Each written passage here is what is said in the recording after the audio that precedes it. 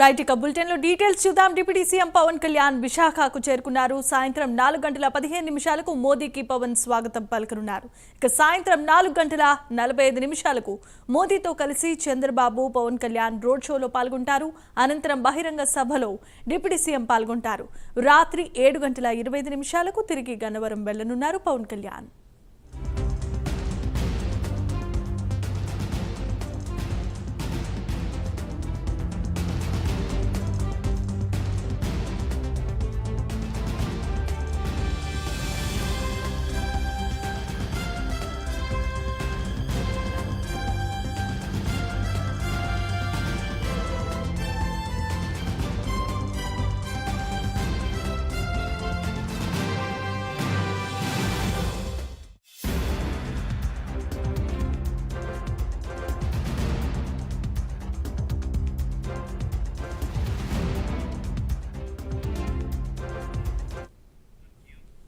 Right ఇక deputy CM Pawan Kalyan విశాఖకు చేరుకున్నారు. సాయంత్రం 4:15 మోదీకి పవన్ స్వాగతం పలకనున్నారు. అనంతరం సాయంత్రం 4:45 మోదీతో కలిసి చంద్రబాబు పవన్ కళ్యాణ్ రోడ్ షోలో పాల్గొంటారు.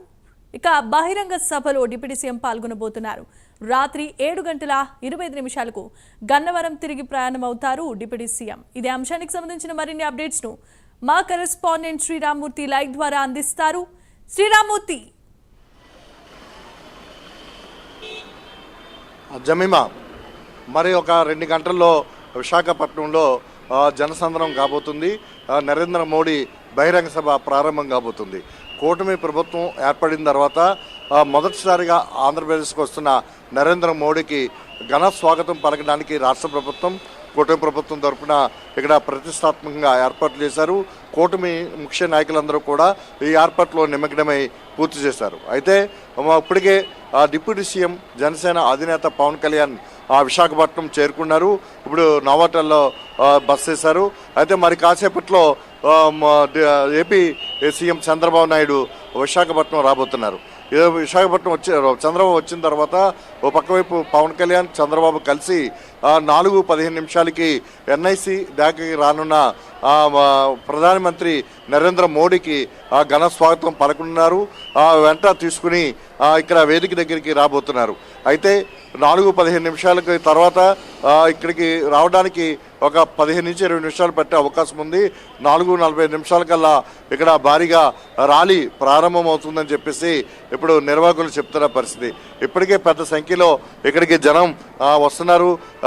ఇప్పుడు వేదికకి వెళ్తున్నారు. ఇక్కడ రోడ్ షో మనం ఎక్కడ ఉన్నా ఈ ప్రాంతం నుంచి మనం ఇప్పుడు రోడ్ షో ప్రారంభమయ్యే సిరిపురం జంక్షన్ దగ్గర ఉన్నాం. ఈ సిరిపురం జంక్షన్ దగ్గర నుంచి దాదాపు ఏదైతే ఏయూ బహిరంగ సభ వేదిక ఉందో ఇక్కడ 1 కిలోమీటర్న్నర పొడవునా ఉంటుంది. అయితే ఈ మొత్తం అంతా కూడా నరేంద్ర మోడీ ఒక రోడ్ షో నిర్వహిస్తారు.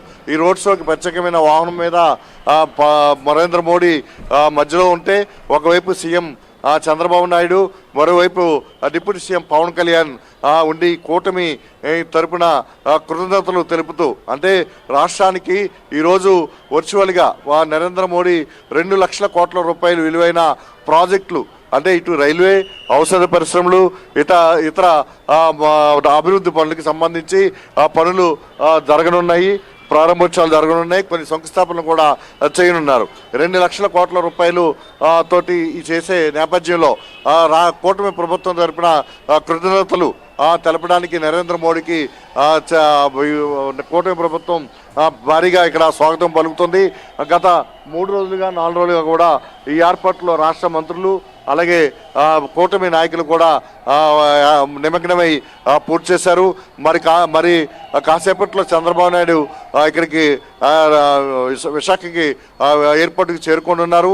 మరోవైపు ఇప్పటికే డిప్యూటీ సీఎం పవన్ కళ్యాణ్ చేరుకుని ఇక్కడ బస్ చేశారు. మరి 4:15 కల్లా నరేంద్ర మోడీ వస్తారని ప్రాథమిక సమాచారం. దీంతో వేదిక వద్దకి చూసినట్లయితే రోడ్ షోకి ఒకవైపు మార్గం ఏర్పాటు చేశారు. అలాగే సభకి రావడానికి వేఐపీలకి మరొక మార్గం ఏర్పాటు చేశారు. మొత్తం అంతా కూడా కూటమి ప్రభుత్వం నేతృత్వంలో ఈ ఏర్పాట్లు పూర్తి చేసినాయి. ఇప్పటికే మహిళలు కూడా పెద్ద సంఖ్యలో ఇక్కడికి తరలి వస్తున్న పరిస్థితి ఉంది. అంటే సభ 5 గంటలకి ప్రారంభం కాబోతుంది. 5-15 నిమిషాల తర్వాత ప్రారంభం కాబోతుంది. ఒక గంట సేపు ప్రధానమంత్రి ఆ వేదిక మీద మాట్లాడనున్నారు. అంతకుముందు చూసినట్లయితే పవన్ కళ్యాణ్, డిప్యూటీ సీఎం పవన్ కళ్యాణ్, అలాగే సీఎం చంద్రబాబు మాట్లాడతారు. అంతగా చాలా క్లుప్తంగా ఆ సభ నిర్వహించడానికి కూటమి నాయకులు అలాగే మంత్రులు ఇక్కడ ఏర్పాట్లు చేశారు. ప్రస్తుతం అయితే నరేంద్ర మోడీ రాక కోసం మొత్తం కూటమి నాయకులంతా ఎదురు చూస్తున్న పరిస్థితి ఉంది. ఇప్పటికే పెద్ద సంఖ్యలో ఇక్కడికి సభ దగ్గరికి అలాగే రోడ్ షోకి కూడా జనం తరలి వస్తున్న పరిస్థితి ఉంది. ఇక్కడ సిరిపురం జంక్షన్ వద్ద మనం ఇప్పుడు చూస్తున్నాం. సిరిపురం జంక్షన్ వద్ద ఒకవైపు రోడ్డుకి ఏదైతే ప్రజలు ఉన్నారో కూటమి అభిమానులు ఉన్నారో వాళ్ళందరికీ కూడా ఒకవైపు ప్రవేశం కల్పిస్తున్నారు. మరోవైపు చూసినట్లయితే ఈ రోడ్ షో ప్రధానమంత్రి రోడ్ షో జరగనుంది. మొత్తానికి ఈరోజు అంటే కూటమి ప్రభుత్వం వచ్చాక 7 నెలల తర్వాత మొదటిసారిగా ఏపీకి వస్తున్న నరేంద్ర మోడీకి ఇప్పటికీ రాష్ట్ర అభివృద్ధికి చాలా కీలకమైన అంశాలలో ఇప్పటికే భరోసా ఇచ్చారు. కొన్ని నిధులు కేటాయించారు. ఒకవైపు పోలవరం ప్రాజెక్టుకి 12,000 కోట్ల రూపాయలు ఇచ్చారు. అట్లాగే అమరావతికి కూడా 15,000 కోట్ల రూపాయల వరకు మంజూరు చేశారు.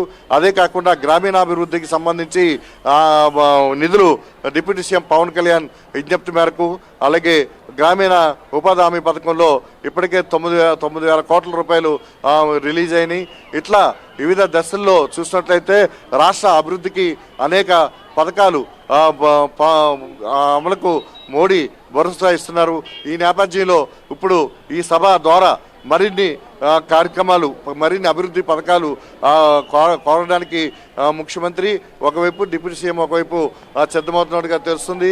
ఇప్పటికే ఈరోజు దాదాపు 2 లక్షల కోట్ల రూపాయలు విలువైన అభివృద్ధి పనులకి ఇక్కడే వేదిక వద్దే వర్చువల్గా మోడీ శంకుస్థాపన చేస్తారు, ప్రారంభోత్సవాలు చేస్తారు.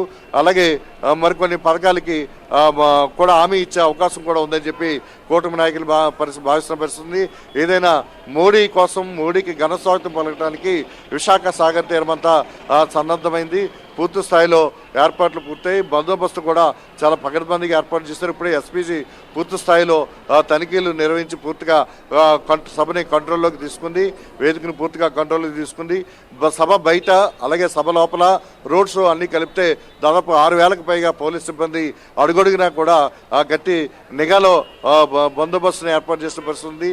అలాగే సీసీ కెమెరాలు కూడా అన్ని జంక్షన్లోని ఏర్పాటు చేశారు.